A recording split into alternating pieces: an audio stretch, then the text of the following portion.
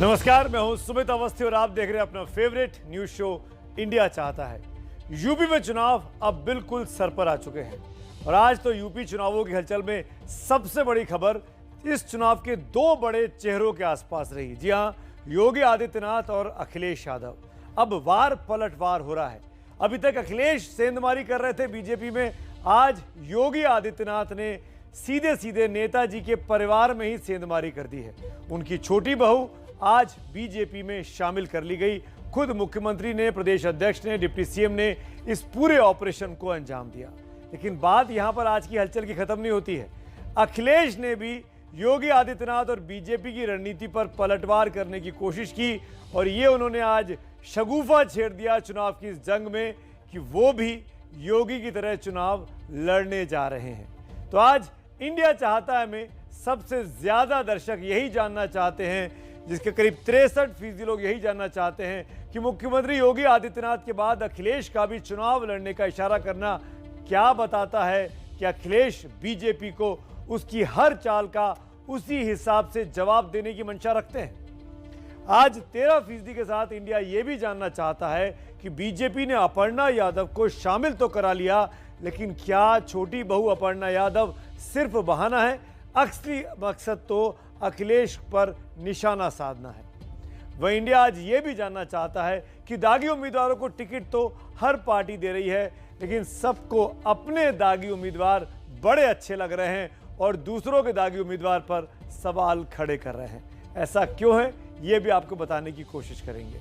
तो जैसा कि आपने पसंद किया है, जो कि आपकी वोटिंग का हिस्सा रहा है, इंडिया चाहता है कि सबसे बड़ी ताकत है दर्शकों की पसंद और उसी के हिसाब से हम खबरों का रनडाउन तय करते हैं। तो आज बात इसी खबर की जिसको आपने सबसे ज्यादा वोट दिए। समाजवादी पार्टी के मुखिया अखिलेश यादव के लिए विधानसभा चुनाव किसी जंग से कम नहीं है। सत्ता में वापसी के लिए अखिलेश कोई कसर छोड़ना नहीं चाहते हैं, तभी तो अब उन्होंने खुद चुनाव में उतरने का फैसला कर लिया है।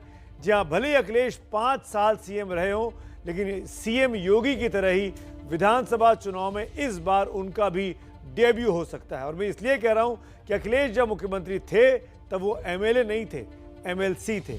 योगी आदित्यनाथ भी जब मुख्यमंत्री हैं तो वो एमएलए नहीं है, एमएलसी हैं। तो इस बार जब सिटिंग सीएम योगी आदित्यनाथ चुनाव लड़ने का ऐलान हो चुका है कि गोरखपुर शहर से लड़ेंगे, तो ऐसे में अखिलेश अगर पीछे रह जाते तो ये चुनावी रणनीति उनके लिए उल्टी भी पड़ सकती थी। क्या अखिलेश का प्लान, देखिए मेरे सहयोगी पंकज झा, रणवीर और संजय त्रिपाठी की ये एक्सक्लूसिव रिपोर्ट।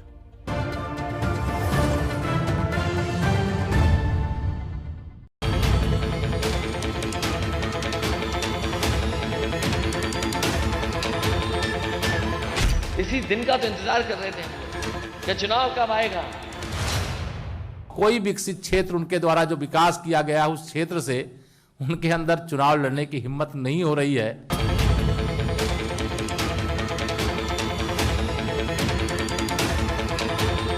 क्यों ऐसे सुरक्षित इलाके की ओर भाग रहे हो जहां से आपको जीत करके नहीं आना है? राजनीति में सारा खेल टाइमिंग का है। अखिलेश यादव ने अपने चुनाव लड़ने को लेकर बड़ा फैसला करने के लिए वो दिन चुना जब उनके परिवार की बहू अपर्णा यादव बीजेपी का दामन थाम रही थी। अखिलेश ने खुद खुलकर तो नहीं कहा, लेकिन अब ये तय है वो चुनाव लड़ेंगे। मैं आजमगढ़ की जनता से अनुमति लेकर के ही चुनाव लड़ूंगा, अगर चुनाव लड़ता हूं तो। अखिलेश आजमगढ़ से सांसद हैं, लेकिन क्या विधानसभा पहुंचने के लिए भी वो इसी इलाके को चुनेंगे? अखिलेश के विकल्प क्या क्या हो सकते हैं, ये हम आपको आगे बताएंगे, लेकिन पहले इस सियासत को समझिए।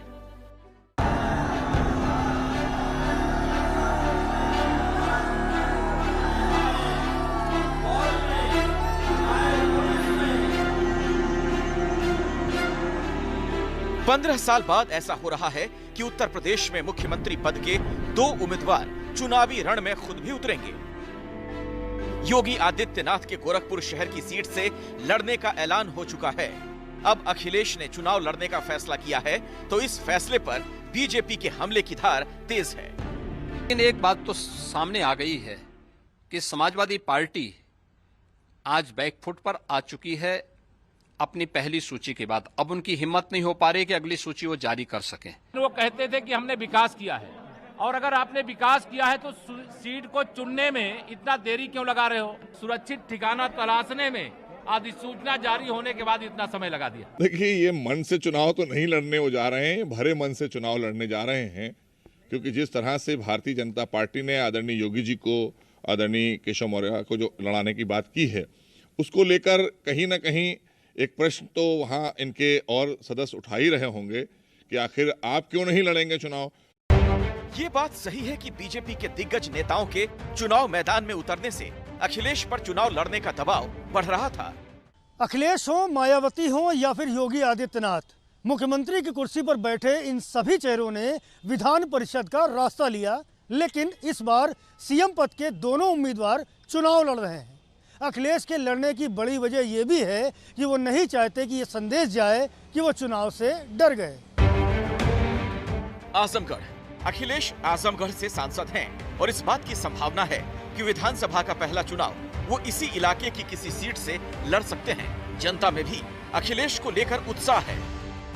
वो निश्चित रूप से चाहेंगे कि ऐसी जगह से विधायक बने जहां से उनको ज्यादा टेंशन न लेनी पड़े, प्रदेश के हर जिलों को वो अपने समान रूप से देख सके, एक ही जगह कंसंट्रेट ना हो सके। इसका कारण एक ये भी हो सकता है कि अंतिम चरण में आजमगढ़ में चुनाव है, तो उनको कुछ करना नहीं होगा, एक नॉमिनेशन करने आएंगे और उसके बाद अंतिम चरण में प्रचार भी वो कर सकते हैं, क्योंकि पूरे यूपी से वो खाली हो जाएंगे। दूसरा इलाका मुलायम के गढ़ मैनपुरी का हो सकता है। हालांकि यहाँ इसे लेकर मिली जुली प्रतिक्रिया है। क्षेत्रीय मामला है और यादव वर्ग ज्यादा है। अगर अखिलेश यादव खुद आते हैं तो वो जीत जाएंगे, वरना यहाँ का जीतना सपा से मुश्किल है। इसके अलावा कन्नौज की कोई सीट से चुनाव लड़ने पर अखिलेश विचार कर सकते हैं, लेकिन जो उत्साह वो एसपी के कार्यकर्ताओं में फूंकना चाहते थे वो दिखने लगा। हमारे नेता अगर लड़ेंगे तो समझिए आंधी चलेगी और बेहतर समाजवादी पार्टी की 2022 में ये सरकार बनेगी। वो कहीं से भी प्रदेश के अंदर चुनाव लड़ने, जहां से भी चाहे वो लड़ सकते हैं, जो उनका निर्णय है, लेकिन जहां से भी लड़ेंगे वो इतने वोटों से चुनाव जीतेंगे कि भारत में अभी तक कोई जीता ना होगा, इतने वोट जीतेंगे। अखिलेश यादव के आजमगढ़ के ही किसी सीट से चुनाव लड़ने की संभावना ज्यादा है, क्योंकि वे वहां के सांसद भी हैं।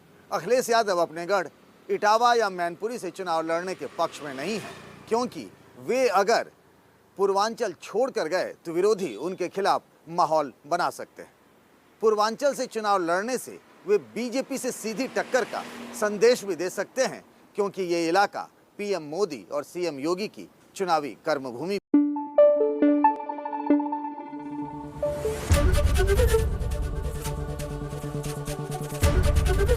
एबीपी न्यूज आपको रखे आगे।